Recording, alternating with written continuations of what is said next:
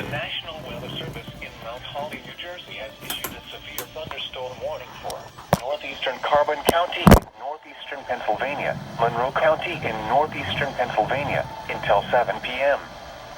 At 6:18 p.m., a severe thunderstorm was located over Bear Creek Village, or 7 miles southeast of Wilkes-Barre, moving east at 40 miles per hour.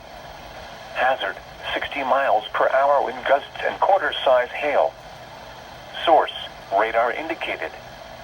Impact, minor damage to vehicles is possible. Wind damage to roofs, siding, trees, and power lines is possible. Locations impacted include Mount Pocono, Tobiana, Stormville, Henryville, Broadhartsville, Pocono Pines, Pocono Raceway, Lake Harmony, Skitop, Tannersville, Mountain Home, Alpine Mountain, Long Pond, Albrightsville, Sunshine Valley, Arrowhead Lake, Jonas, McCassville, Readers and Analamic. This includes the following highways: northeast extension between mile markers 87 and 97. Interstate 80 in Pennsylvania between mile markers 278 and 309. Interstate 380 in Pennsylvania between mile markers 0 and 12.